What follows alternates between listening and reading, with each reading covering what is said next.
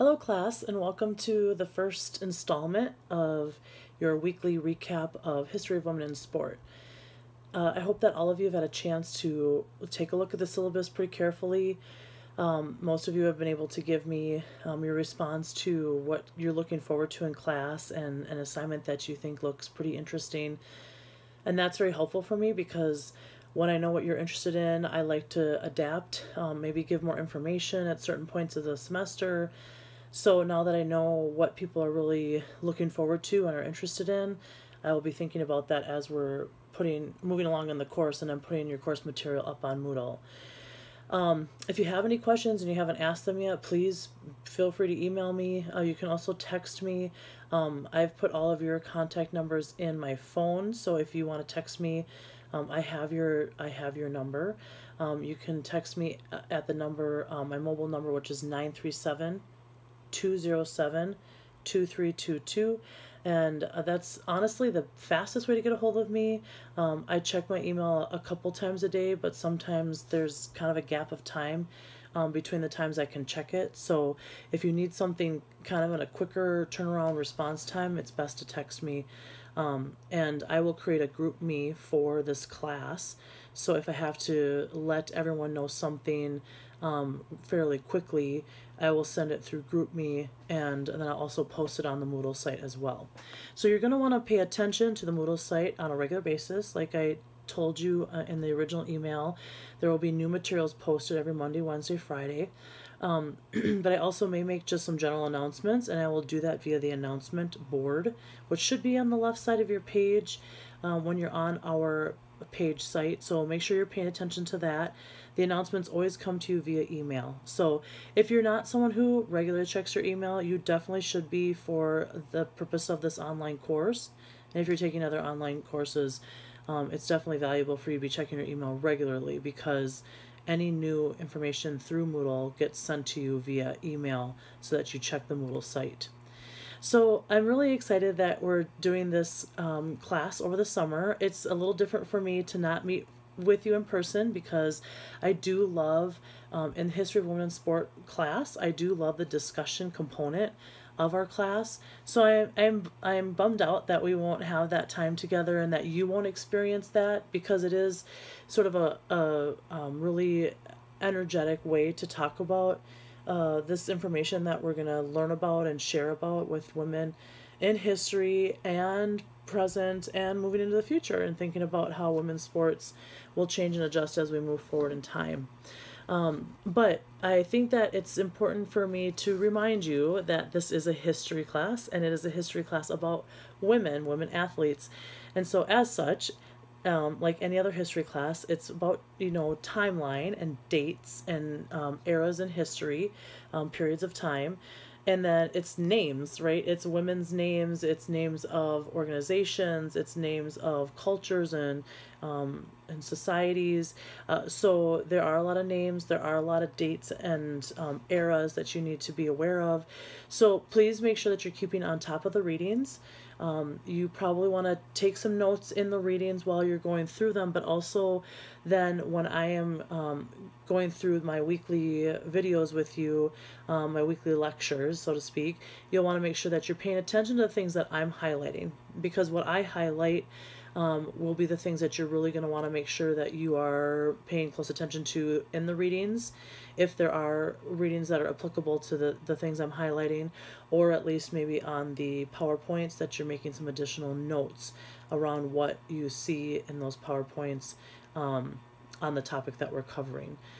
So, the history of women in sport is a very understudied, under-researched topic. It is a fairly new topic that historians are looking at and researching and trying to grab a hold of, really how vast the history is of women and their success in sport. And we're talking about at many levels, not just a professional level or an elite level, but we're also talking about a collegiate level and youth level. What are some of the things that girls and women have done in history to create the opportunities that most women and girls are accustomed to today in the United States of America? We, as we will talk a little bit towards the end of our time together semester, how different it is culturally from the United States of America and other places around the world, you don't see the same progress and the same access to sport that women in the United States do in other cultures. So we are very fortunate for what we are able to have access to or able to do as girls and women in sport, but we actually still have quite a ways to go, and you're gonna recognize those things as we're going through the semester. I think some of the things that can make that a realization for you is asking yourself questions like, why do we know so many more male athletes' names? Why do we know so many more current male athletes' names, even of sports that we don't ourselves participate or play? Why do we know so many past famous male athletes? If I told you to take 30 seconds to think of as many male athlete, like elite level, professional level male athletes that you can, I bet you'd have so many names you wouldn't even like know where to categorize them, or where like even where to sort of like start. Do I start with football or baseball or hockey, or do I start with college college high profile basketball teams? Or you probably to some degree wouldn't know where to start. You wouldn't know if you should start with just like the immediate like old names like a Babe Ruth, Jackie Robinson, Hank Aaron, or if you should be thinking about a Tiger Woods and a Michael Jordan and a LeBron James. So, I mean, literally in 30 seconds, you could probably reel off 30 names of male athletes. But why can't we do the same with female athletes? Or if we name female athletes, how come they're all women that we saw in last year's Olympics, right? Or how come it's all women that we just saw play in the most recent World Cup? It's very limited, it's very narrow, and in 30 seconds we may like reel off a few names really quickly and right away, but then sort of like twiddle our thumbs and say, are there more to name? So that alone tells us something about how we value and how we understand the place women athletes have in the lexicon of history, of athletic history and sport history. And I think another thing that you can ask yourself a question about is why do so many women, when they identify role models, athletic role models, do they name men? I was actually literally just this afternoon was listening to one of the rookies in the WNBA, and they asked the question, who are some of your idols? And literally she said Kyrie Irving, Michael Jordan, Derrick Rose. I mean, she said all these names of men's basketball players, and at the end she said, oh, I'll throw Lindsay Whalen in there. Lindsay Whalen is one of the most brilliant and all-time like successful women's basketball players. She's been on 4 WNBA championship teams, started in all 4 of those teams when they won those championships, and she sort of, I'll throw her in there at the end. I just find it very amazing to think that this is a woman who is now in herself playing professional basketball, and all of the role models that she has, except for one kind of tail end there, are men. But this is a very common response when you ask female athletes who their role models are. They say male athletes. Why do we do that? So that's an interesting thing to think about too. I think some other things that we also will be asking ourselves, and you should be thinking about asking yourself, is why do we see so much more media coverage on men's sports versus women's sports? Why is the media coverage that we do see in women's sports around the same sports, and not a wide variety of sports? You see a lot of tennis coverage. You see a lot of, around the Olympic time, you see a lot of gymnastics and swimming, but you just don't see the same kind of coverage around a wide variety of sports on the women's side like we do on the men's side. And we certainly don't hear on a Sports Center segment anywhere near the amount of information about women's sports and what's going on in women's sports that we do on men's sports. So you get to see that just as it's going on in everyday society through your media reviews. You are going to come to really see that that's pretty clear. And so, that is something that we will discuss as the semester goes on when we look at the media reviews. I think a couple other things just for you to think about as we get launched off here, and then as we are moving through our term together over the summer, is I think another interesting thing we should ask ourselves is, why do we always call and gender mark women's sports, but don't gender mark men's sports? For example, the NCAA Division I women's basketball tournament versus the NCAA Division I basketball tournament. We don't always say men's basketball tournament, while we should, because if we just say basketball, then we should be meaning all of NCAA Division I basketball, women and men. But when we gender mark women but don't gender mark men, it's saying that men inherently or innately are what we just assume are playing basketball, and that women aren't included in that. And so we need to be aware that when we say a gender identification for one sport, we should use it for its counterpart as well. So Wittenberg women's basketball, Wittenberg men's basketball, Wittenberg men's volleyball, Wittenberg women's volleyball. And I think we need to be more aware of that, but we need to be asking ourselves the question of why have we always done that, and why do we continue to do that? And so that's another thing we can be thinking about as we go on. So those are just some questions to be asking ourselves, just what are some of these, why are some of these things still happening while we have made great progress? And certainly all of the women in this class, if you played sports growing up, if you're playing a college sport right now, which I know some of you are doing something that women 2 generations ago never would have had an opportunity to do.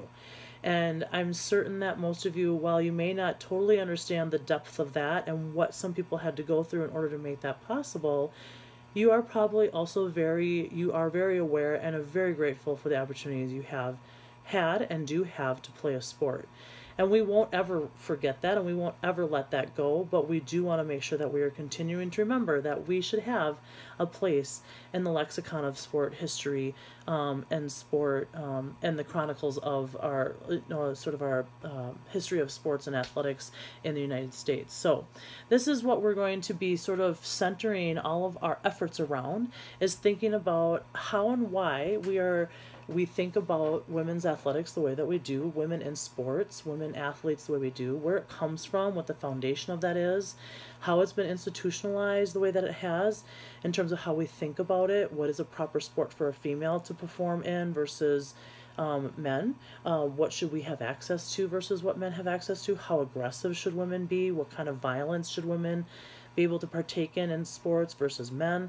We're going to be asking those kinds of questions as we're moving through the initial part of the semester, and looking at the foundation of civilizations and what they've done, what they did to sort of establish why and how we look at women and their role of as athletes. And then we're going to move into what some of the early precedents are for recreational and sporting habits in the United States. Like, where does it come from? Like, why do we in the United States love sports as much as we do? And how did women start to get involved in participating in sports? And how did that growth happen? So that will be the next thing we sort of move into. And then from there, we will look at Title IX, probably one of the most important pieces of legislation that has passed for equal access to educational opportunities. And we are going to talk about the fact that Title IX is not a sports law, even though many people think that's what it is. It is not an athletics or sports law. It is an educational opportunities law that gives rights to both sexes in the educational setting. And so we're going to talk about that for probably a couple weeks of the semester before we move into talking about the Olympics, which is a really exciting topic, really fun to talk about. We're not in an Olympic year with either Summer or Winter Olympics, but we just came off of a Winter Olympic year, so it's kind of fun to always be thinking about what most recently has happened in the Olympics and seeing the changes that continue to develop for women's opportunities in the Olympics. And then moving forward, what we're anticipating is going to happen in future Olympics as we progress. So after the Olympics, then we talk about sport-specific pioneers. We look at sort of individual sports.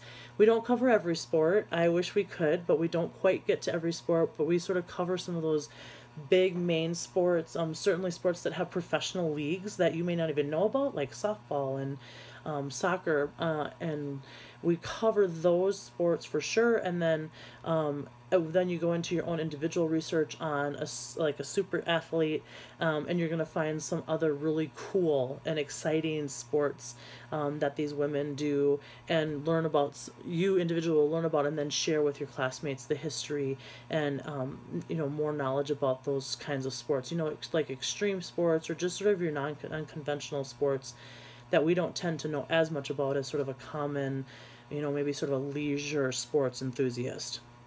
We will also take a look at Wittenberg history of sport. Wittenberg has a tremendous history of success, and a great legacy for being sort of a forerunner in successful women's Division III athletics. And so we're going to talk about some of the really important people in developing Wittenberg women's athletics here at our university, and I will teach you, and you will learn all about how successful our women's programs really are and have been in over the decades that they've been in existence.